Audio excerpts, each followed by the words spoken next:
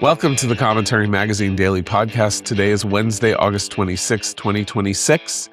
I'm John Podhoretz, the editor of Commentary Magazine, inviting you to go to commentary.org/roast to find out about this year's November 8th roast of Ron Dermer, our 17th annual roast that is the highlight of many people's year, I have to say. We do it in New York. It's 2 hours of hijinks, fun, tomfoolery, and you get together with the commentary community and have a laugh, have a cry, have a tear, have a jape, and you will meet the panelists who are joining me here. But before I introduce them, I, of course, have to mention that please go to iTunes and give us a 5-star review, because that exposes the podcast to more possible listeners. And go and subscribe and like our content on YouTube if you are watching. And by watching, I mean, are you watching? Executive editor Abe Greenwald. Hi, Abe. Hi, John. Washington Free Beacon editor Eliana Johnson. Hi, Eliana. Hi, John. And joining us today, my partner in crime on the Glop Culture podcast and Commentary's own Hollywood commentary columnist, Rob Long. Hi, Rob. Hi, John. Hi, guys. How are you? Where does this appear is my question. Where does this appear? Where would I tune in? You would tune in on YouTube. You go to YouTube and I got to be one of those. Search Commentary Magazine podcast, or Commentary probably will get you on that first page. It's worth it. I think I might do that. So you can look at yourself. You can see what you look like. Tomorrow, I'll do it tomorrow. Do it tomorrow. So, Rob, aside from the fact that you are the person who introduced me to the world of podcasting by starting the Glop Culture podcast 87 years ago, and we've been doing it for roughly 87 years. Yeah. You have also been writing the Hollywood commentary column for the magazine for, I don't know, close to a decade. And in 2020, no, not a decade. I guess maybe.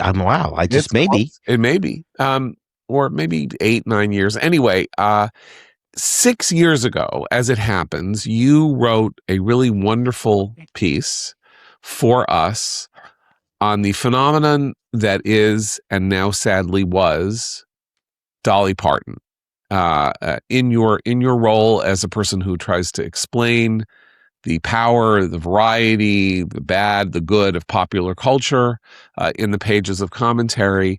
And I would say the only wholly celebratory piece that you have written. You write 11 pieces a year. Yeah. Well, yeah. So you've written at least 75, let's say, probably by now. Yeah. The only wholly celebratory piece. Wow. I know. There you go.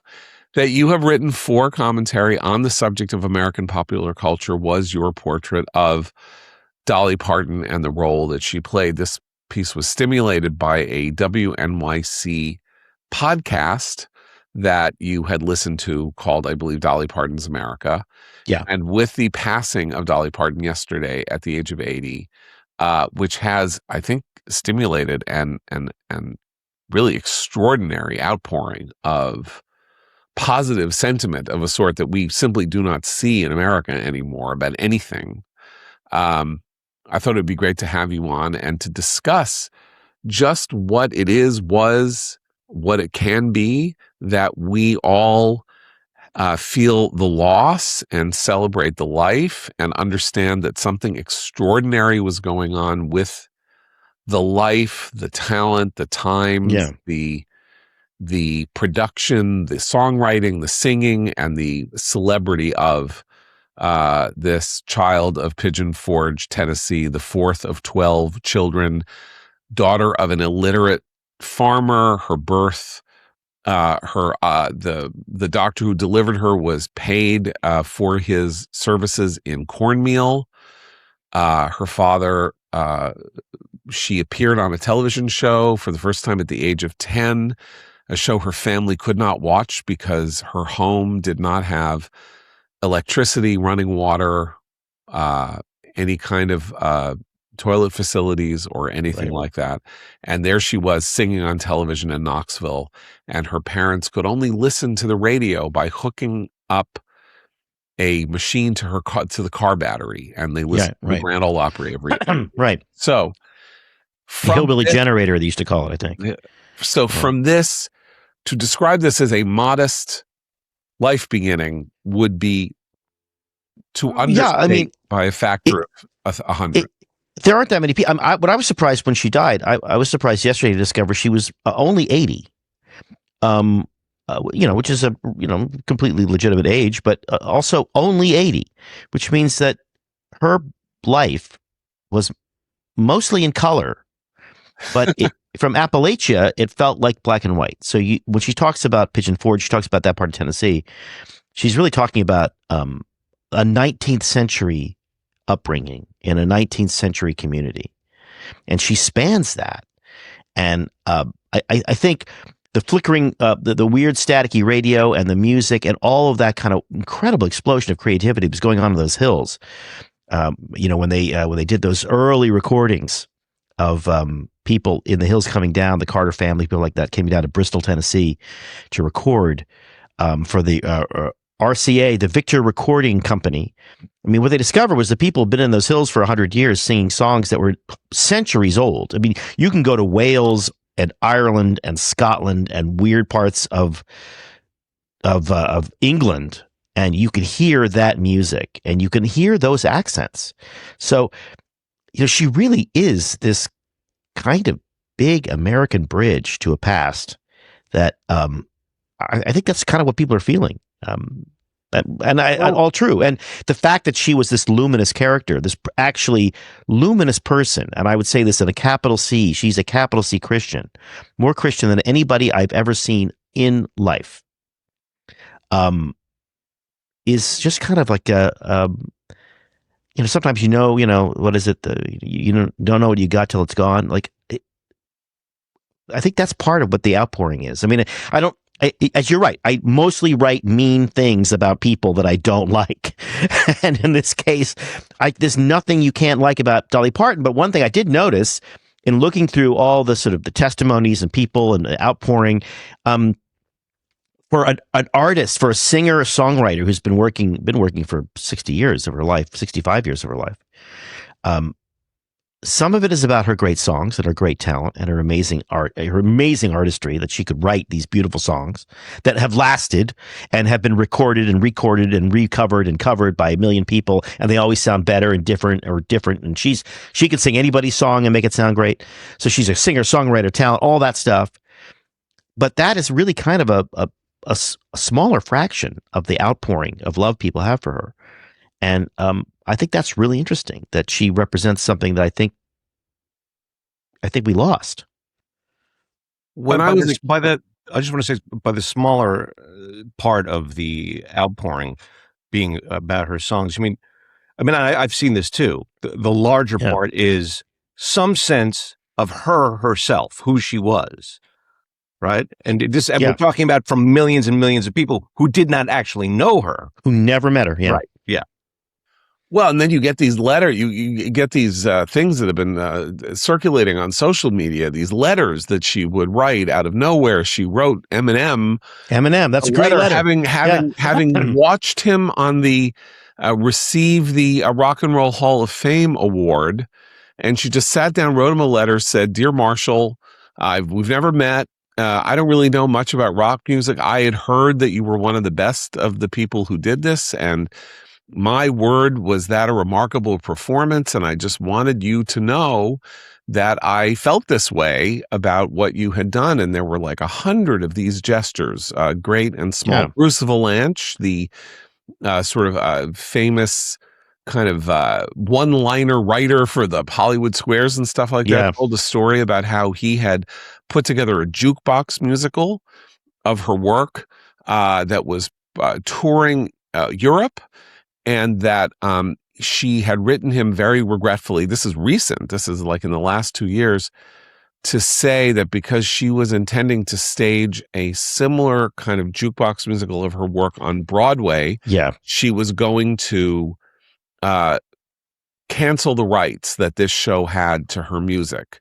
But because she felt bad because they had spent so much time working on it, she was surrendering all of her royalties for the shows, for the 2 years that those shows had been touring. And Rob, you also tell the story in your piece, which I've been circulating for the last day or so, and will continue to circulate online over the next couple of days.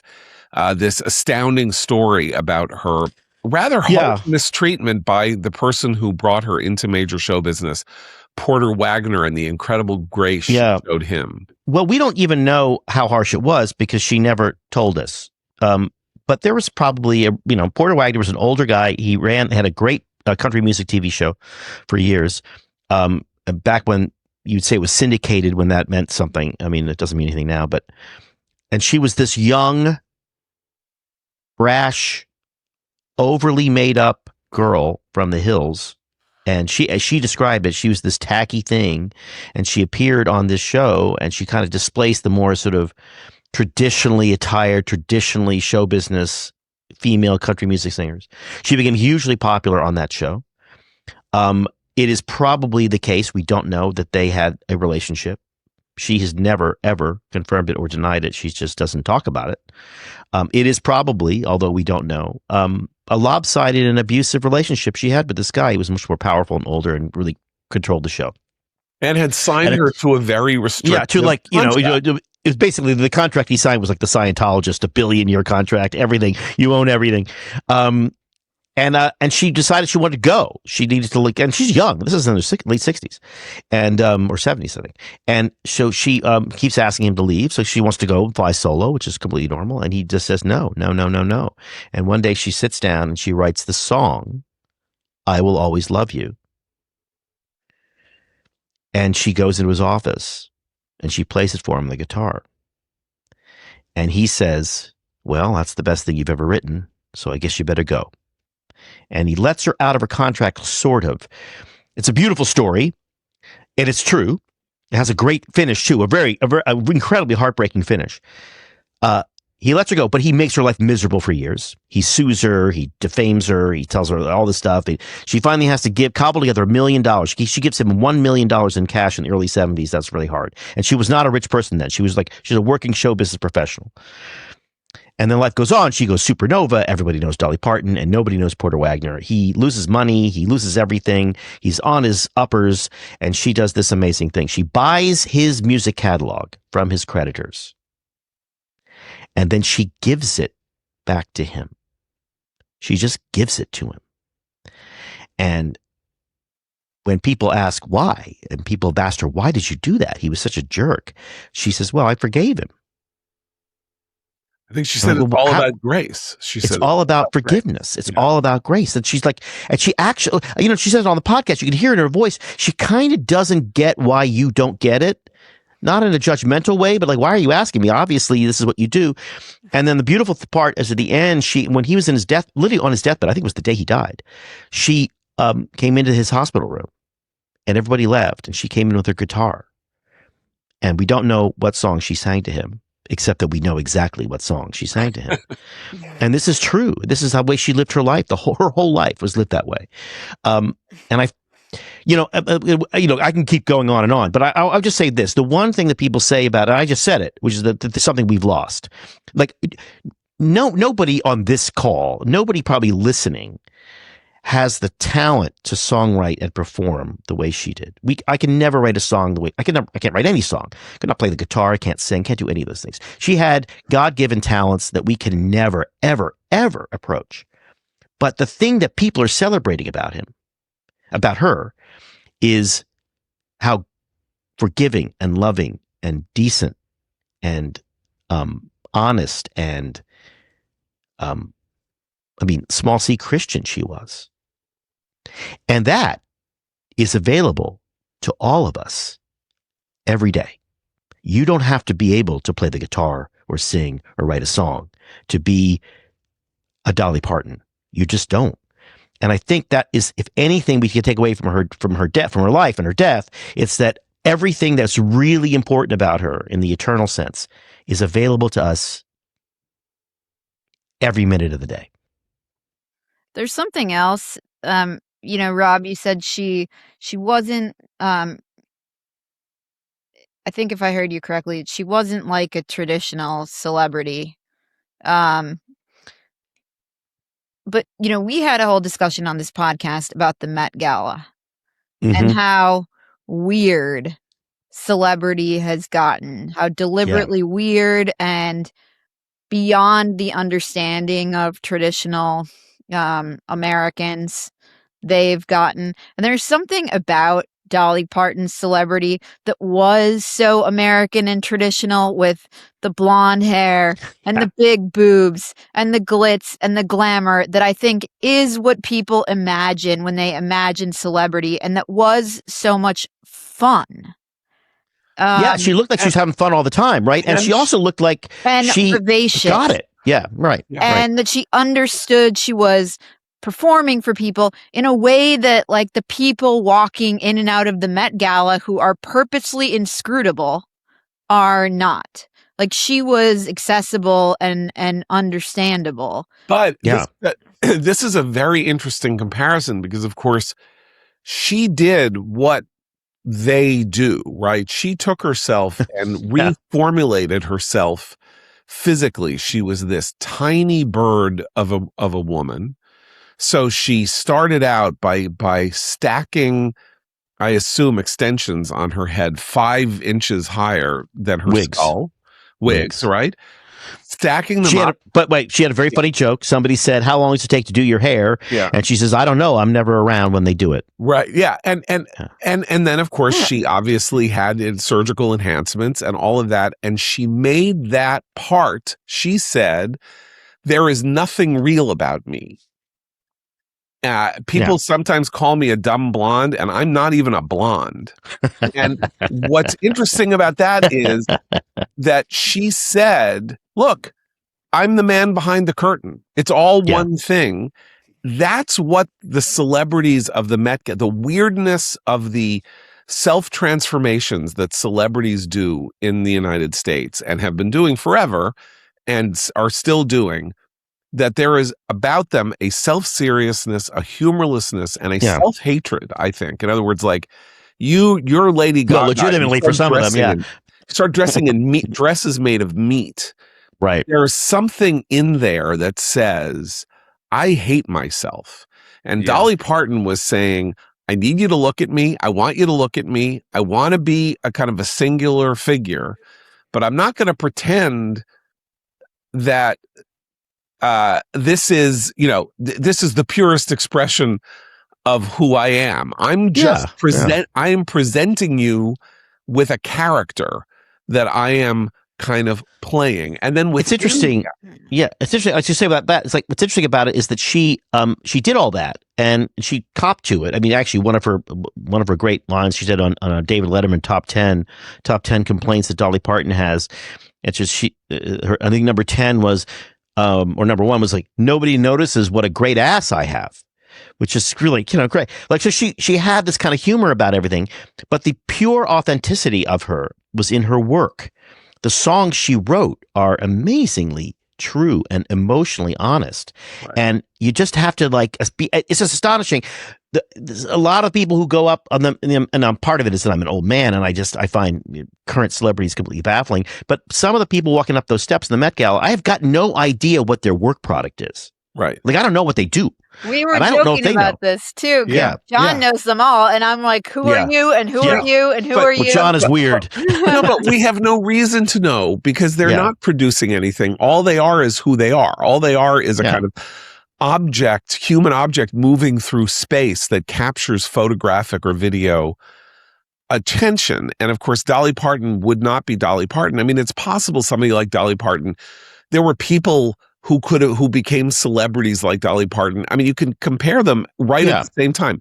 Charo, like, there's sort of these kind of like semi-freakazoid weirdo, but sort of interesting, but funny, but I was didn't take themselves seriously. Joan Rivers, because there's something similar about them. Right. So it's funny because the ballast for her is always the fact that she would sit down in a room with her guitar and a pencil and a piece of paper and write a beautiful song. Right. Well, and then she would write a song that people would be singing and covering for decades. Write a song that when it comes on randomly, you can go to any bar, and when you hear that opening few bars of Jolene, everybody stops. Everybody knows what that song is, and everybody sings it. I mean, she wrote these songs, and that as a work product, as an artist, that's astonishing. Her output is astonishing, and then she managed to be also this incredibly interesting personality, and then do all of these incredible works, these great works. Many of which people are just discovering right now. Like, oh, forgot that she did that. I forgot she sent books to 300 million people. She sent out 300 I forgot that she books. did that. I forgot that she paid all this money to after the wildfires. I forgot she did all of that. Yeah. Like, I mean, somebody wrote yesterday, and I thought what's interesting about Dolly Parton is that she, maybe the only person I could think of at this point, she was not a billionaire by choice. That is a rare thing. It just came. Yeah, and she gave it away. I mean, she actually probably didn't have $1 billion because she gave so much of it away. Right.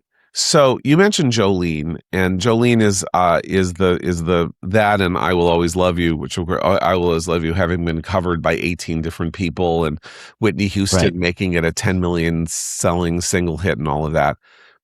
So just take Jolene for a minute in terms of what it is that made her not Charo, or made her not Joey Heatherton, or made her not one of these figures of semi-sport who was in on the joke, right? So you take Jolene, and Jolene is a song about a woman begging her husband's crush, to let girlfriend. Or girlfriend. Yeah. Well, we don't know, but yeah, it's probably that. Said, I mean, I'm looking at the lyrics here, and the lyrics are, "Your beauty is beyond compare, with flaming locks of auburn hair, with ivory skin and eyes of emerald green. Your smile is like a breath of spring. Your skin is soft like summer rain, and I cannot compete with you, Jolene.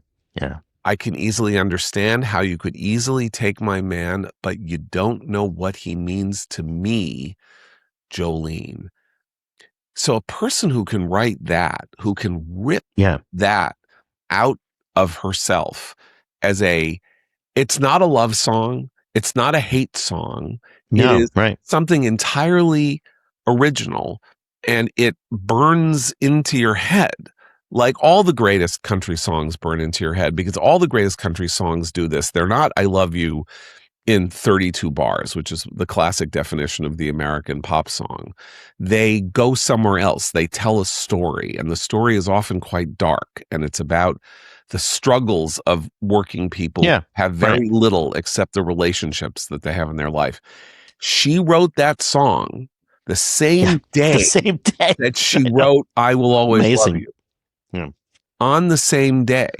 So she is one of those talents like Paul McCartney or Bob Dylan, or, who this stuff flowed out of her body. And then she turns around, and in 1980, she takes this job in a movie.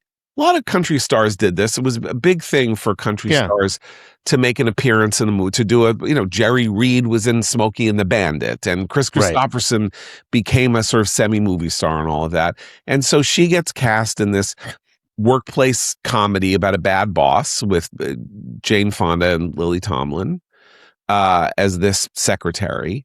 And she shows up on screen, and she is the most natural person ever to appear. If you see that clip of her pushing Dabney Coleman, the bad boss, into his chair and telling him that if he ever touches her again, or if he ever defames her or disrespects her again, she's got a gun in her purse, and she's going to take it out, and she's going to turn him from a rooster to a hen with one shot.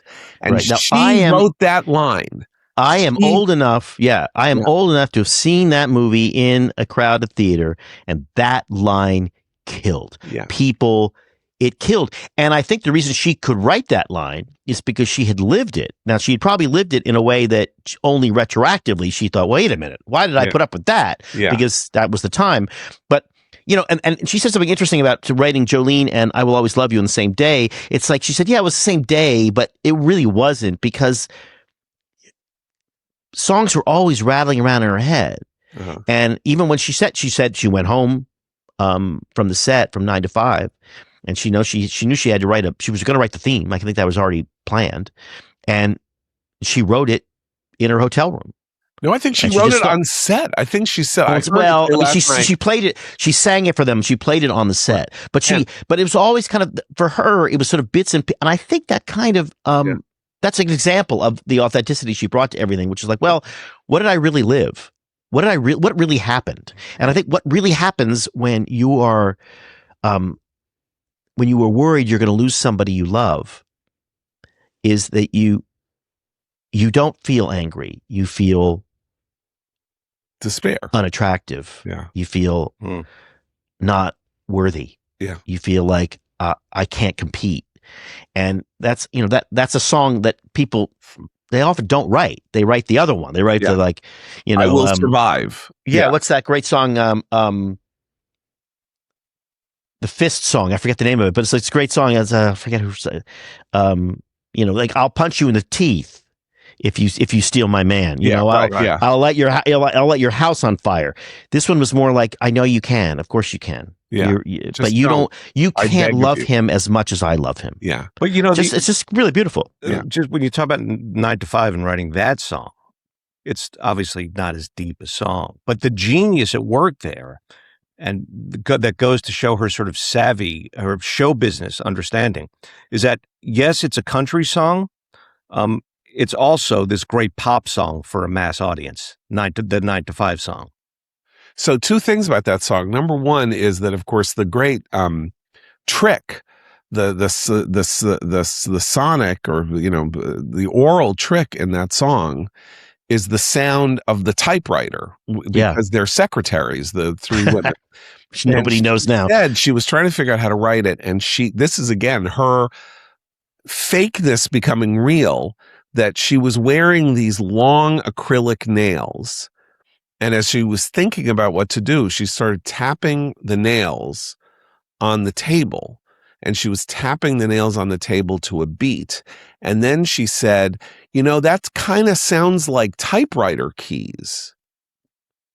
As she was tapping them, gets the idea that the bass line should be typewriter keys, and then writes the song, which is, interestingly, it's a feminist movie about bad bosses with Jane Fonda, fresh from Hanoi, and that's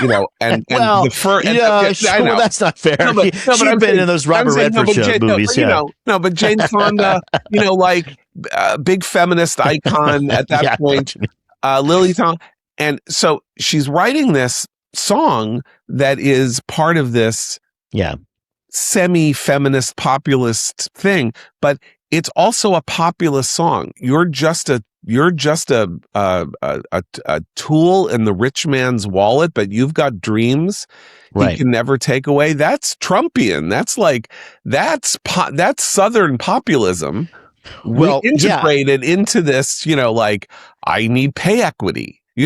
What's really important is pay equity. Right. She's going somewhere else with it. She's taking it to the world that she knows, or that is her. Right.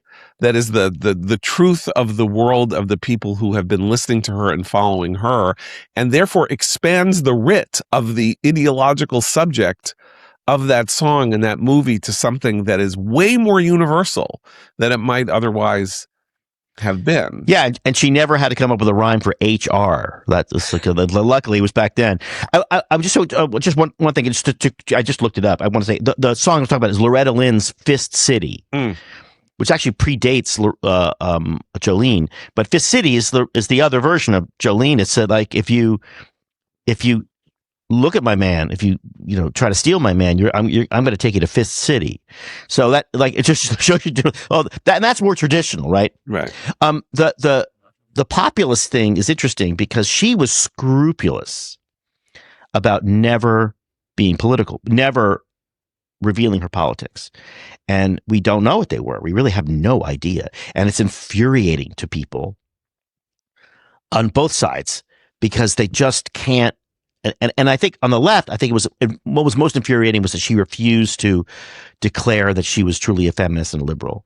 And I think she just didn't. I don't think when she says that, she always says, "Hey, listen, I've got a big audience. I like appealing to a lot of people. I don't want anybody coming to my show because they like how I vote or staying away because they don't like how I vote."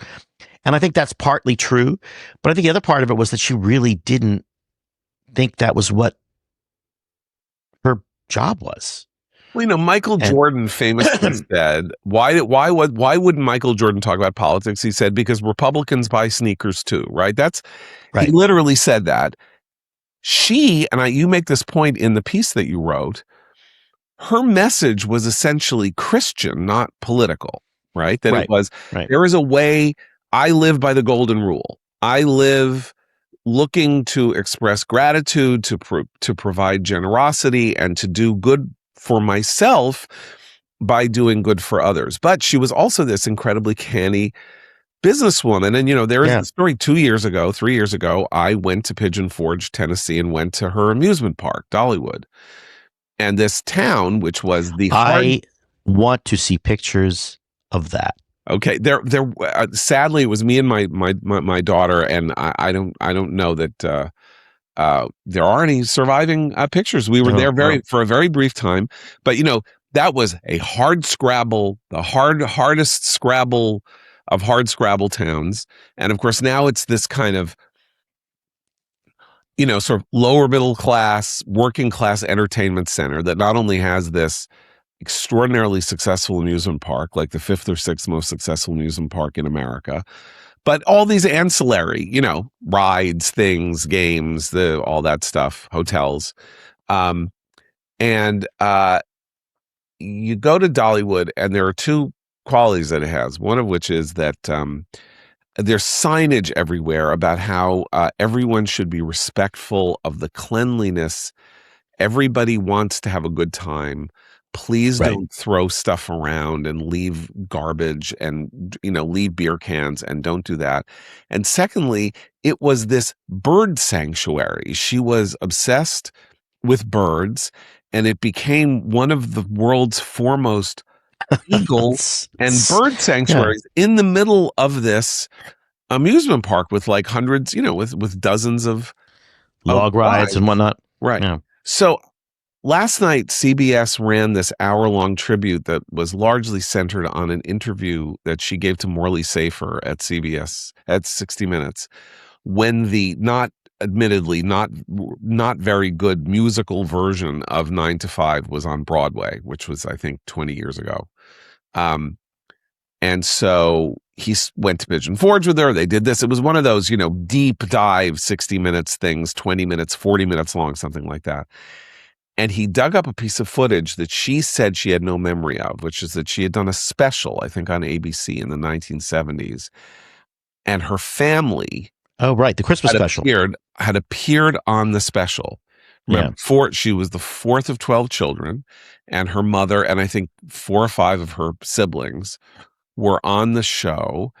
And she and her mother sang, this is to your point about the Scotch, Irish, Albion seed world that she came from, sang this hymn in the Pines. And as they're singing it, her father, who was this farmer who paid for her delivery with a bag of cornmeal, starts doing this jig, what we would now think of as like river dance. It's like a kind of right dance while they're singing. And her face, she's looking at it. She hasn't seen this in 20 or 30 years or something like that. She doesn't burst into tears. She says, "Oh my, I don't know what to do. Do you have a glass of, I think maybe what I need is a glass of whiskey." And you see this. Here's what this made me think. She's one of these American success stories. America has these stories constantly, right? She comes from nowhere.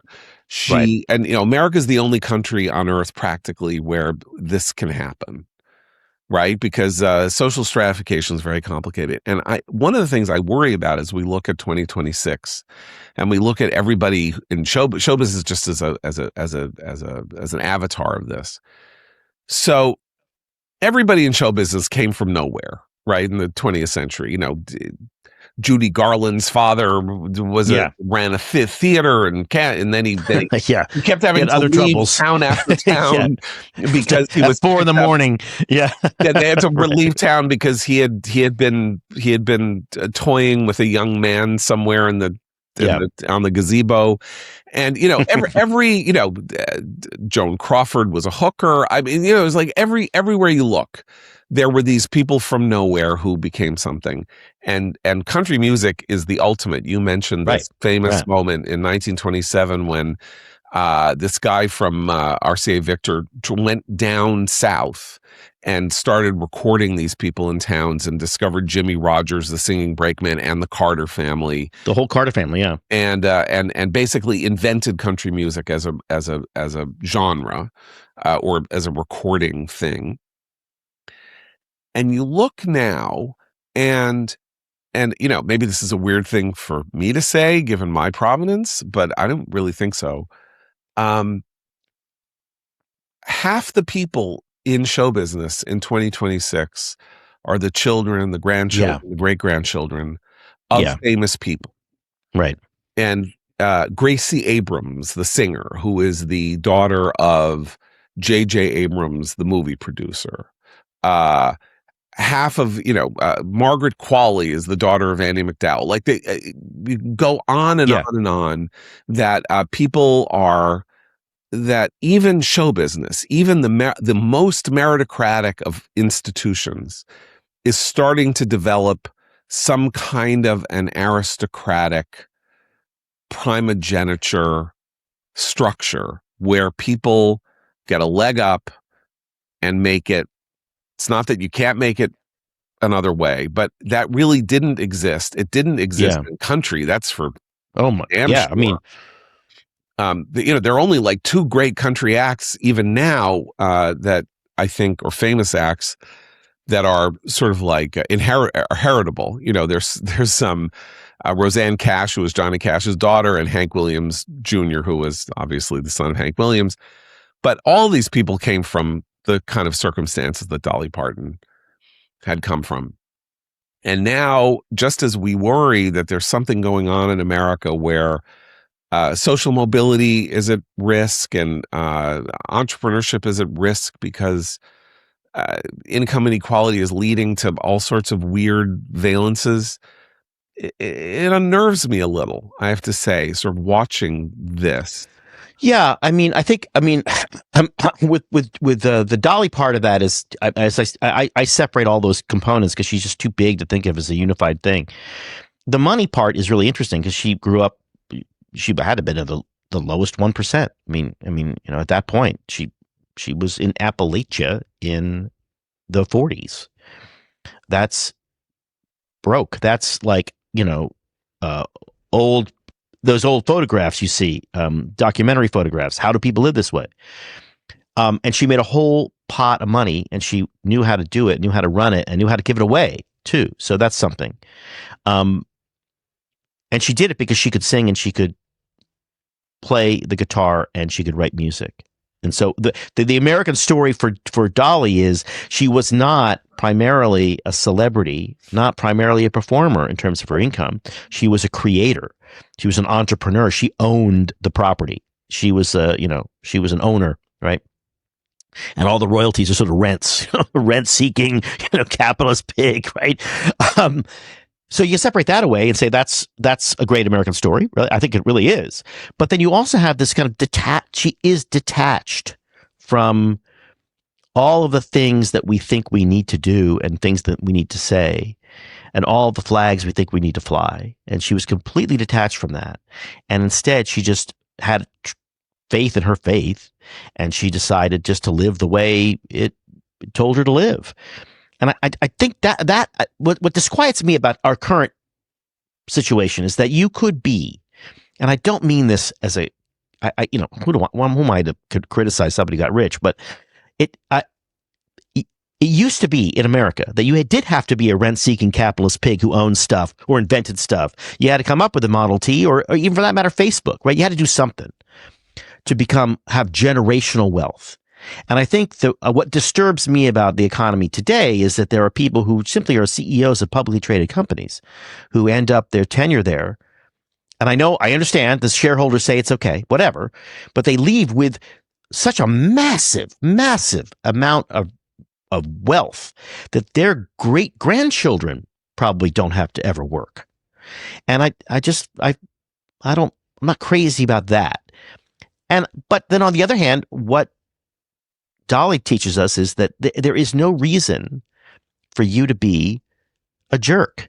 There is no reason for you to be a mean person. There is all of the things that, as I said, all the things that make her amazing, make her what I consider to be the greatest living American. All of those qualities are available to all of us. We don't have to be celebrities. We don't have to be beautiful. We don't have to be able to write a song. All of those things are available anytime. You know, when you talk about her scrupulously avoiding politics, social issues, all the things that people wanted to drag her into, all the things that every other celebrity for as long as I can remember now has been sounding off on here or there, getting involved in. One upshot, I mean, there's a great many benefits to this, but celebrities may want to take note, because if you look now at her legacy, it's not only that it's a cascade of one beautiful story after another about her life. There's also no tarnish. There's not a bad moment. There's not she got into trouble when she did this, or she stepped in at that time, or she did, because she did what she did. She didn't mess around with all that gunk. But can I, a couple of years ago, there was this moment when Shohei Ohtani, right, just as she is a generational talent, or like a once in a lifetime singer, songwriter, celebrity, whatever, Shohei Ohtani is a once in a century sports figure, the greatest athlete who in the sport that he has played, probably who has ever lived, and a very calming presence, doesn't speak a lot of English, obviously, but, just sort of like unbelievable physical achievements, pitching, hitting, winning 4 MVPs in 5 years, all of that, already having been a star in Japan. And then this story emerged that there was a gambling scandal that surrounded Shohei Ohtani. And I remember having a conversation with my friend Jonathan Lasser. I was like, we're never going to ever get to have anything good ever again anymore. Yeah. Because now we even have to see Shohei Ohtani, it turns out, is a crook. And he wasn't. It turned out this was the important part. Yeah. It's that his interpreter had taken advantage of Ohtani, used his name, forged his whatever, and used him as a way of enhancing his own. And Ohtani was innocent. And so Ohtani remains this extremely admirable figure. But we've spent so many decades of this kind of like reputational rise and then destruction, and then people trying to desperately put their reputations back together. And she, of course, is an example of somebody who never went through that kind of like melodramatic, 4-act story of American success, loss, failure. Please respect my privacy at this time. I'm going to step back from my public face and do the work. Yeah, no. Well, I mean, the phrase we use is milkshake duck, right? You're going to milkshake duck whoever the celebrity is. Today's hero, they're going to dig into your tweets and they're going to find out you're actually kind of a terrible person. What's interesting about her, and I think this is why I keep coming back to the fact that all of her great things are things that anyone can do. She was, the traditional celebrity path is, I am concerned about the environment or whatever, pick whatever it is. So I'm going to become a spokesman. I'm going to become an activist. I'm going to be an advocate, like Like that famous moment. I mean, I don't mean to single him out when Magic Johnson said, when he revealed he was HIV positive, he said, I'm going to become a spokesman for the disease. Well, the disease has got its own PR people. You don't have to worry with that. Why don't you? She was never an activist. She never wrote, these one-page ads in the New York Times. She never said, or she never told us how we should think. She never told us how we should vote. She never told us what side we should be on the Paris Climate Accords. She just acted, and she just did stuff, and she had enough money that she could do big stuff, and she managed that money pretty well, so she did big stuff that was actually effective.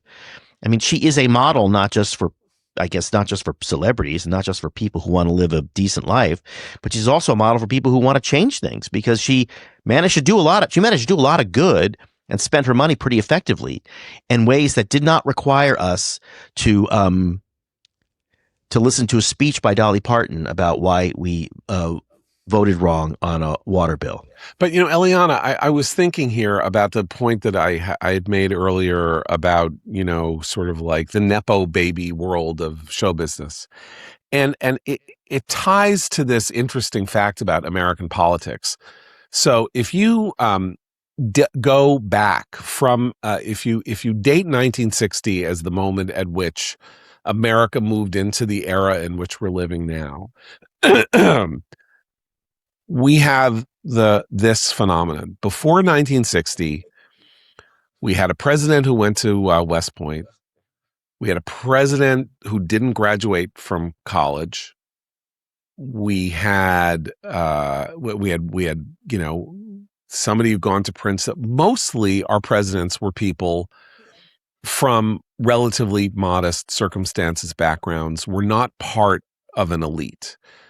From 1960 onward, we have presidents from, and with Nixon as an exception because he went to Whittier College. We have presidents from Harvard. We have presidents from Georgetown. We have presidents from Yale. We have every member of the Supreme Court now is from one of three schools. This is increasingly true of our Senate.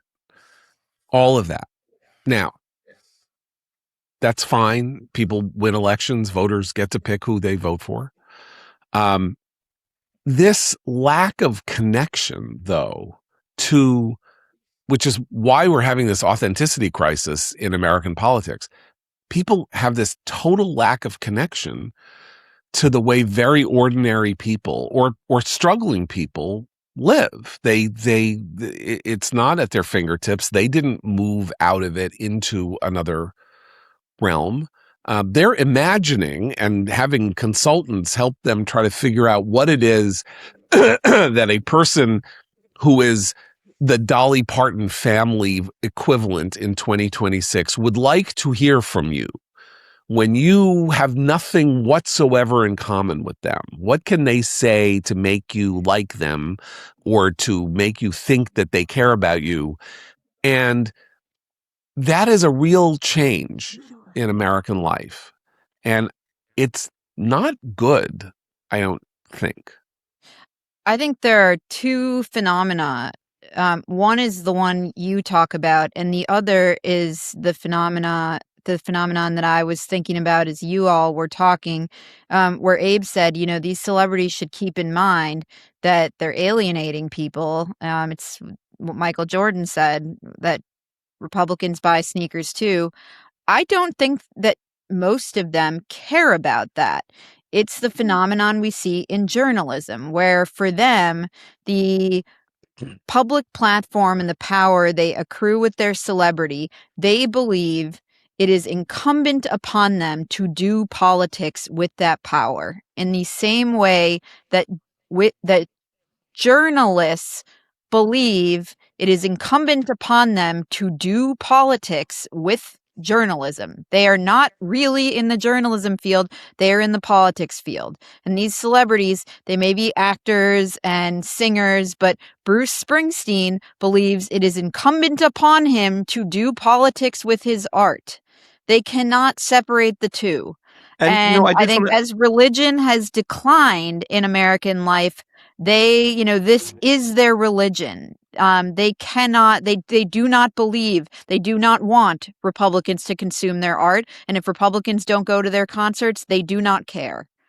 And I just want to add to that, even if politics is not a religion for them, if they're insincere, there is an understanding now where they think politics is part of the job of celebrity anyway. So they have to weigh in. Someone tell me the right position to take on this, so I can be out there on the side of the good in the public's mind. Yeah, I also think we're looking at a different. We're in a transition period, I think, from big celebrities, Dolly Partons of the world, to like the people who walk up the steps of the Met Gala. We have no idea who they are, except for John, who knows everybody. I mean, I think that we're probably in between those times now when there's a hit on Netflix. I mean, put it this way, I got a show on CBS canceled, and I think we got a 14 share, and that would be an astonishing monster hit. I mean, I wouldn't be on this podcast if I had been that show had been on about 2 years afterwards when the standards were lower. I'd be flying around in my jet. You'd have generational wealth, is what you're saying. I'd have generational wealth because I created something, John. That's the difference. That's the difference. So the point, and I think we're now at a point where if you have 1 million viewers or 500,000 viewers, you're considered a hit. And so you aren't really. You could always find 1 million people or 2 million people who agree with whatever crackpot theory and political acts you have to grind. I mean, you get people get really small, and there are people who believe that if you're a person on a cable news channel, that you somehow have some massive political sway, when in fact you really, at the most, you got 4 million people. They already agree with you, so you're not going to convince those people to vote a certain way. So there isn't really anything at stake. I think we're now in that transition period where we're trying to decide, but I think we have decided that in the future we're all going to have our own celebrities. We're going to have our own playlist on Netflix, and we're not really going to, a Dolly Parton isn't really going to be able to emerge because she's not going to be, no one's going to be exposed to her. No hipster is flipping around the dial because there's no dial, and will suddenly come upon a Porter Wagoner show. Nobody is listening to the radio. So your ability, I think, to be exposed to art and culture and things like Dolly Parton music, if you don't already live in Tennessee, if you don't already hear that just going into the public or the Piggly Wiggly, I just think that's gone. And we may be in that transition period, so we notice it, but I think in 10, 15 years, no one will notice it. Sad. So I went back yesterday and watched the segments of a documentary series that Rob and I both think is maybe the greatest nonfiction thing ever done on television. That's Ken Burns's Country Music. Yeah. And there are 3 different episodes in which Dolly Parton figures scattered through the series. And so I was searching for the stuff about Dolly Parton to familiarize myself with it. But there was this moment in one of these segments where Willie Nelson talks about how music, everybody borrows from everybody, and it's a universal language, and we're all learning from each other, and we take riffs and chords and this and that from each other, and we're not afraid to do that. We are not, right. We this is what we like. This is how we learn. This is how we grow. And I bring this up because this, as it happens, is also the week that is the 40th anniversary of the rock pop album that I consider the greatest rock pop album ever recorded, which is Paul Simon's Graceland. Oh. And remember, Paul Simon's Graceland. I thought you were going to say Supertramp, Breakfast in America, but okay. Well, that was I think 45. 70. Yeah, probably so. So if you remember the story of Paul Simon's Graceland, his career was at sort of he had recorded a flop album. He wasn't very inspired. He didn't know what to do. And somebody sent him this tape of this song that this South African group of singers had done called Gumboots. And he heard this riff and he was like, oh my God, that's wow. Maybe I should go to South Africa and like find some of these guys and see what we can work out together. So he goes to South Africa, finds the Gumboots people, finds Ladysmith Black Mambazo, others, and he creates this album, which is an album about a middle-aged Jewish guy in New York whose life is in crisis. Right? Al. I mean, the album is largely about Al from You Can Call Me Al, with this completely original sound, which has elements of doo-wop, has elements of this, pop music from South Africa and all that, comes out, blows everybody away. Right. And then the politics starts, because the two things. One, there was an embargo. There was an embargo on South African stuff culturally. He had made very careful. He'd been very careful, Simon, to distribute rights, give songwriting credits, pay the musicians, well in excess of what they made, 15 times in excess of what they made as musicians in South Africa. These guys had so little experience of the outside world that when he brought them to New York, when he brought Labor to be on Saturday Night Live, the guys in Ladysmith Black Mambazo said, well, when are we going to go register with the police? We just come to town. We're going to need 2 hours to go register with the police because we come into this new city like that. And this album became then an epicenter of this continuing conversation about cultural appropriation, cultural imperialism. Yeah. There, by the way, there was a very good cartoon set in this jungle somewhere, these jungle thickets, and there's Paul Simon in the foreground, and he's looking through the thickets with a pith helmet, and in the other part of the panel is David Byrne, who's also in a pith helmet looking, and it says David Byrne and Paul Simon encounter each other looking for their next album. But so the reason I'm bringing this up is that we also live in a cultural moment at which the fact of what Willie Nelson was saying about country music and about American popular music and about American popular culture in general, which is that it's a melange, and that it is strengthened and become this unique cultural export good and thing that we live in, because it takes from everywhere and puts it all in a stew, in a pot. And everything now culturally is about disaggregating that and saying you're not allowed to use a black riff, an African American folk riff in your pop song as a white person, because you're stealing it. You can't cook somebody else's food because you're culturally appropriating it. And Willie Nelson's point, and Wynton Marsalis's point, and all kinds of, is like, that is what creativity is. That is what is the spice of life. And all academic, all radical political thinking that is like destroying our civic culture is about saying to people, you can't take from this guy. You can't talk to that guy. You can't do that. You're not allowed to do this. You stay in your lane. You write about, if you're me, you write about a Jew from the Upper West Side, and you're not allowed to go to South Africa and like have an experience of the music of South Africa that you can then interweave into you can talk about you, but you can't talk about anybody else. But you are part of, everybody else is part of you. I mean, there are people who will say even today that they aren't country music fans, but they are Dolly Parton fans. Right. And they're like, at a certain point in the culture, I hope, I pray, I think this would be terrible if it didn't happen. You get bored of this eating the same food. And so at some point you send the ships out to go discover cinnamon and bring it back. Right. And everybody's like, thank God thank God you brought back the tomato. There was no tomato in Italy before Christopher Columbus. Thank God somebody brought back a tomato and some cinnamon and some pepper and whatever else they needed to cover up their terrible food. Eventually you get bored, and I hope that happens. But unfortunately now, I don't think the big guardrails are sort of academic or intellectual or the cultural elite. I think the guardrails are now algorithmic. They're just, well, you seem to like X, so we're going to give you a lot of X. And we're not going to give you any why until you suddenly discover it's not so much that you don't like country music or you don't like Dolly Parton or any of that things. You just never hear it.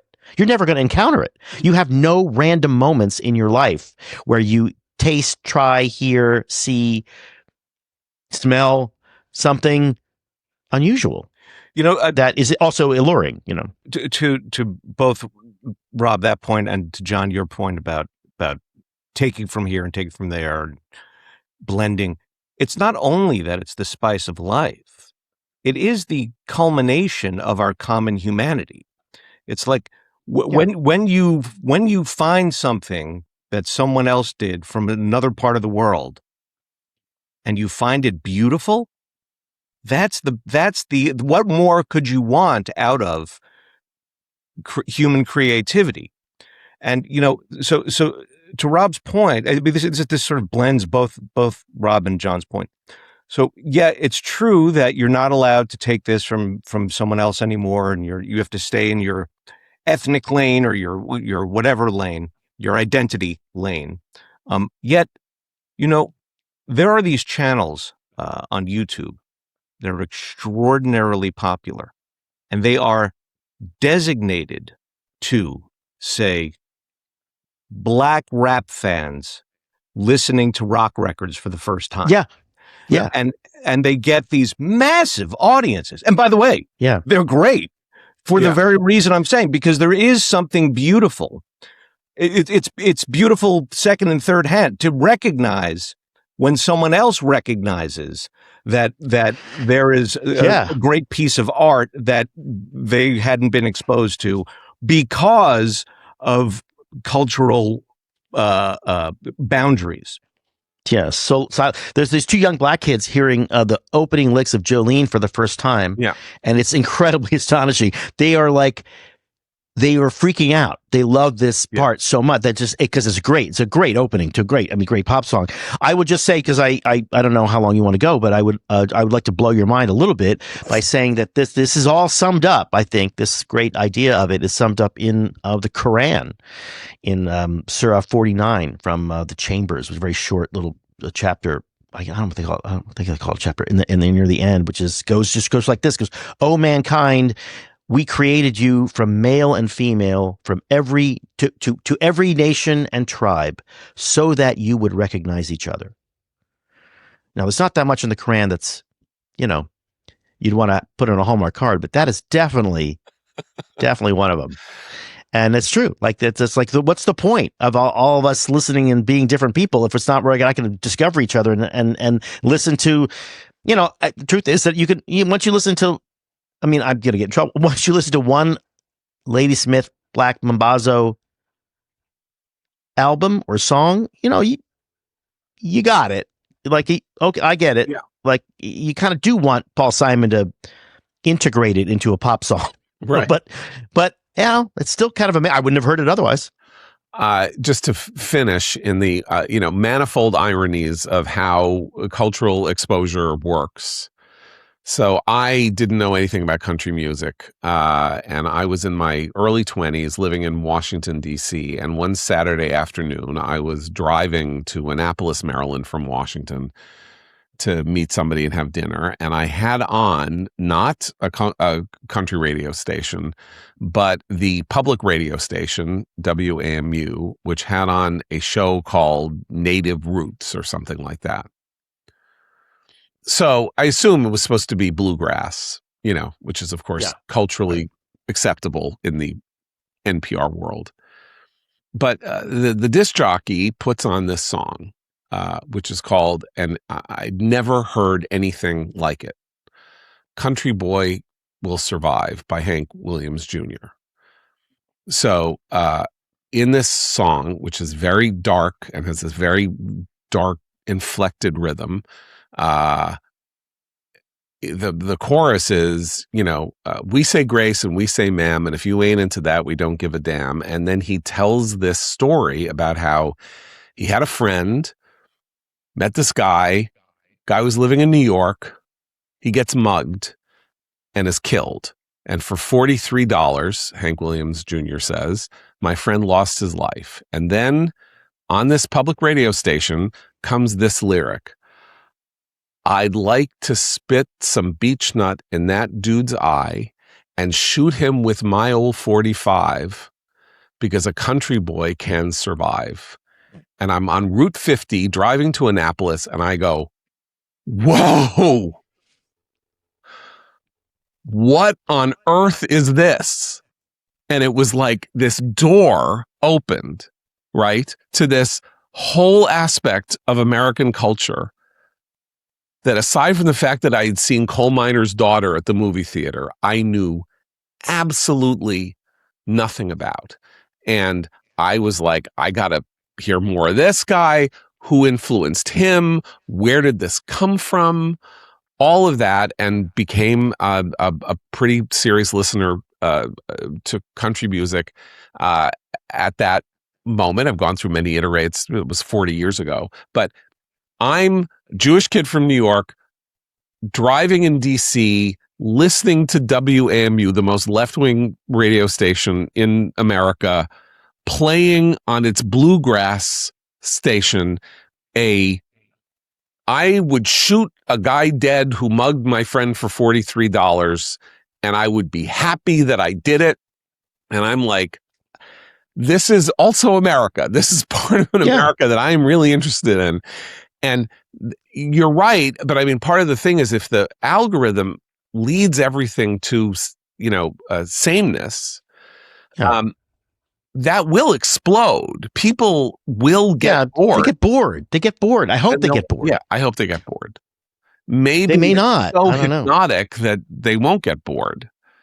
But I think politically, it's pretty clear that people get pretty bored. I mean, politically, one of the few things that we have mass expressions of is elections. And I think it's been pretty clear for the last 10, 12 years that people get pretty bored and are willing to go to weird extremes and in order to relieve their boredom and say, whatever it is you're serving up to me is not really something that speaks to me in any way, shape, or form. And I'm willing to try something else, at least for a while. So Dolly Parton is the question of whether she is one of the last universal celebrities. We'll see. I mean, clearly Taylor Swift is somebody who could be Dolly Parton, but she's also the same, from a rural town in Pennsylvania, becomes a singer, becomes a star in her teens.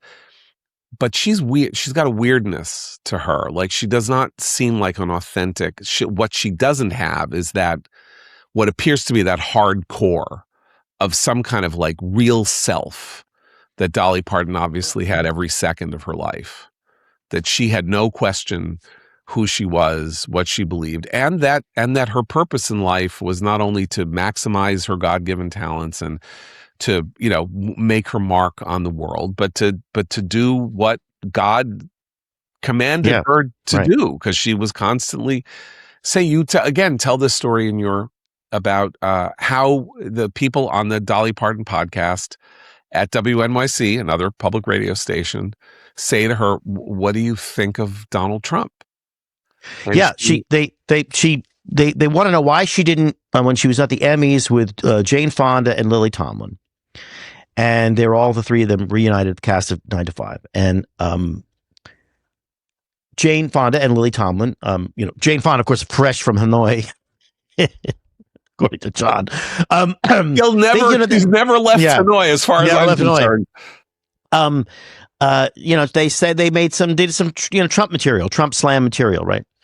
And Dolly Parton didn't join in. Instead, she made a joke about her breasts, and they want to know why she didn't. And she's like, "Well, she just doesn't feel comfortable doing it." Well, do you like him? And she said, "Well, I pray for him." And they just couldn't. I mean, that was like, you could hear the brains explode. What do you mean you pray for Donald Trump? You pray for him? Like, praying for somebody, for them, is like waving a flag for them, rooting, hoping they win. It's like cheering, like you're a cheerleader. You're telling God to do good things. No, she's praying for him in an incredibly old Christian tradition. I mean, in the Episcopal liturgy, there's a part where By the way, in churches, in Episcopalian churches, when they say we pray for our president Donald, our vice president JD, I mean, people are like, you can hear people palpably say, well, not those two, but it's in the liturgy, right? They have never heard this, and what she's really praying is that she's praying that the president of the United States is guided by God, and that God helps him see and helps him lead more effectively and more decently. And you would pray that for any leader and every leader. Again, I keep saying it over and over again. Like, everything that's great about Dolly Parton could be great about all of us. And I think that is kind of the feeling. That's what we kind of feel now that she's gone. Is that it's not just she's not going to be writing many more songs, or she's not going to be appearing on any more TV shows, or she's not going to be this great celebrity in our lives. It's that she's reminding us that actually everything that she did, I could do the minute that we end this call. And I probably won't, because I'm a miserable sinner and she's not. Well, we will end this call. So, Rob Long, thank you so much. Everybody read Rob's Hollywood commentary in the pages of commentary at commentary.org. His piece in the September issue, Helen of Oy, actually about the very subject that we were talking about, which is the cultural appropriation question that surrounded the controversy of the casting of Lupita Nyong'o as Helen of Troy in Christopher Nolan's The Odyssey, does have valence relation to this to the conversation we've been having here. So subscribe if you don't subscribe. Remember, like and subscribe on YouTube. Please give us a 5-star review on iTunes. We'll be back tomorrow. And for Eliana and Abe, I'm John Podhoretz. Keep the candle burning.